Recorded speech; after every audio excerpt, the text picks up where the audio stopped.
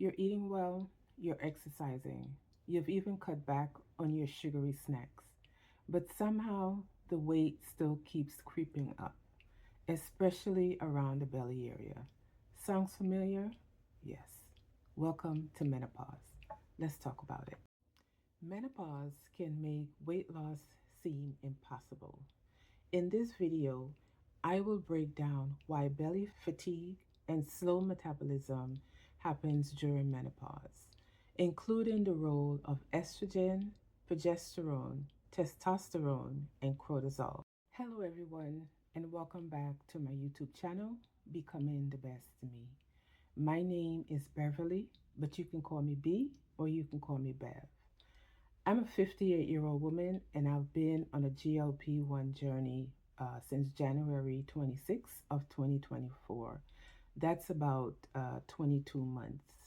And I've lost about between 62 and 64 pounds. My weight is kind of fluctuating lately, and I don't want to call it a stall, but I think my body is at a set point. Today's subject is going to be about menopause, as the introductory stated. And this is something that we as women don't really talk about until recently. It is something that we have dealt with, even myself. We deal with it, we don't talk about it, and we suffer with the symptoms in silence. Today, I'm bringing you this subject. I've dug in a little bit and did a little bit of reading on my own, and I thought that I would come here and share it on my channel with the information that I've gathered. Some of you may have been wondering about it and have not been really getting any answers. I'm going to be sharing this information with you. A brief disclaimer: I am not a medical doctor, I'm not a nurse, I'm not a clinician. I am just a girl on her journey to becoming the best me that I can be. Menopause changes everything about our bodies, and especially weight loss. Even when you're trying your best, your metabolism slows down, your energy dips, and suddenly it feels like your body is working against you. In this video, I'm breaking down why this is happening. From hormone changes like estrogen and cortisol to the reason your body starts storing fat differently. By the end of this video, you will understand what is going on inside your body. And in the next video, I'll share with you what you can do about it. Let's get started. I have my notes here, and I'll be referencing them throughout the video so that I can stay on subject. Why weight gain is happening during menopause. Estrogen is declining. Estrogen is one of the key hormones that helps regulate fat distribution, muscle maintenance, and metabolism. When estrogen levels drop, fat starts to shift towards the belly area, leading to visceral fat, that brown fat, the deeper fat that surrounds the internal organs. You lose muscle mass, which slows down your metabolism, and your body becomes more sensitive to insulin, which can make it easier to store fat and harder to lose it. Before menopause, estrogen helps to keep fat stored more evenly throughout the body, mostly for us women in the hips and thigh area. After menopause, that fat moves to the midsection, which not only feels frustrating, but also increases risk for things like heart disease and diabetes. The second thing, progesterone declines. Progesterone helps balance estrogen and support sleep, mood, and fluid balance. When this drops, you might notice bloating and water retention. Your sleep quality can get worse, leading to fatigue and mood swings. And when you're tired or stressed, your body tends to crave more sugary and comfort foods, which adds to your weight gain. The third thing, testosterone declines. Even though we usually associate testosterone with men, we have testosterone too. And it is a crucial hormone for muscle strength, motivation, and metabolism. When testosterone drops, you lose muscle more easily, your metabolism slows down, you may feel less energetic and less motivated to exercise. So while we often blame menopause on the slow metabolism, it is actually the loss of muscle and the hormonal imbalance that causes the slowdown. The impact of body composition. All these hormone shifts together changes the way your body is built. Literally, you might notice things like your waistline growing, even if your weight does not change.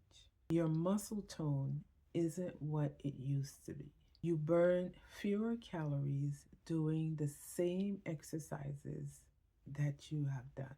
That is because muscle burns more calories than fat, even when you're at rest.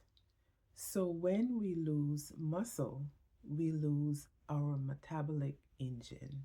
I just want to pause here for a minute just to give you a little background of when I felt the shift and what was happening with my body once I started going through menopause, during menopause, and even postmenopausal, because at this point, I think in postmenopause. But I personally felt the shift. I was one that would always exercise. I did some sort of exercise, whether it's cardio, weightlifting, walking. I was always doing movement. And I personally saw the shift in my body. I started to notice my muscle definition changing.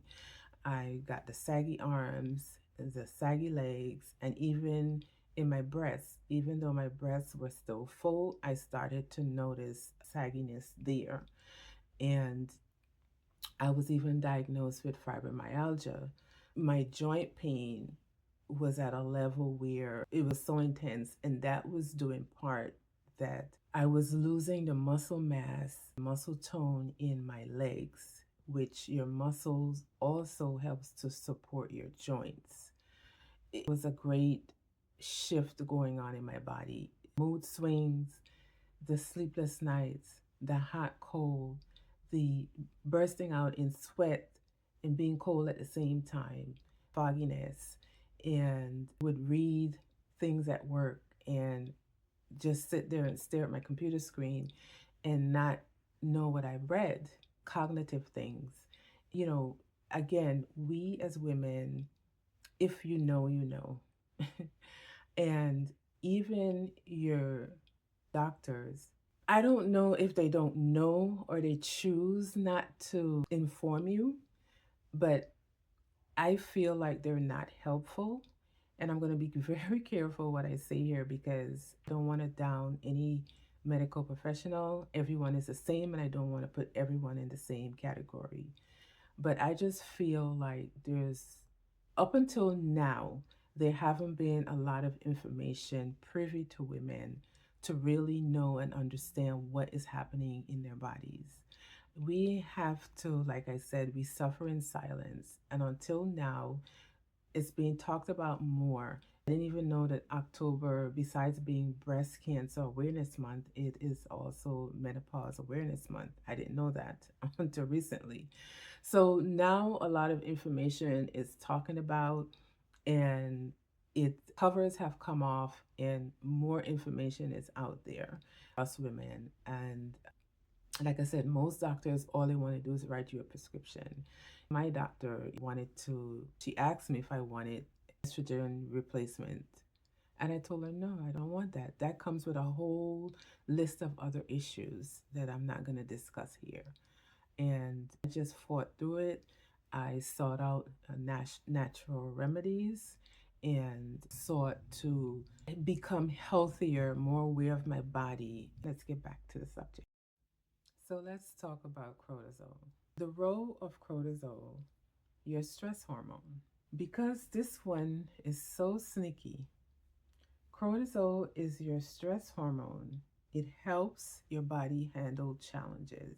But when stress becomes chronic, whether from work, lack of sleep, or life in general, cortisol can stay elevated, and this is a problem. High cortisol can promote belly fat storage, especially visceral fat, that brown fat, breaking down muscle tissue to use as energy, increase craving for sugary and fatty foods. So even if you're doing everything correctly, you're eating healthy, stress alone can make weight management harder. And during menopause, when your hormones are already shifting, cortisol effects can hit you even harder. So let's bring it all together and let's sum it up. Lower estrogen, progesterone, and testosterone means slower metabolism, less muscle, and more belly fat. High cortisol adds stress and related weight gain and cravings to the mix. And all of this can make weight loss feel frustratingly difficult, even if you're doing everything correctly. But don't worry, this is not the end of the story. You can absolutely take back control. In part two, I will share what can actually help. The kinds of exercise that promote your muscle and boost your metabolism, lifestyle shifts that support hormonal balance, and how modern medication like these GLP-1 medications added to the mix can make a difference. If this video helped you in any way, I ask that you share it with someone that you think the information might be useful and helpful to. I want to ask you, if you're a woman that have gone through or are going through menopause, please share your experience with us down below in the comment section. I would love to engage with you and get a conversation going, and we can learn from each other. We can share again our experiences in this change of life that we women go through. Give the video a like and turn on the notification so that you can be alerted when I upload part 2 of this video, so you won't miss part 2. Please like and subscribe to the video. Leave your comments down below.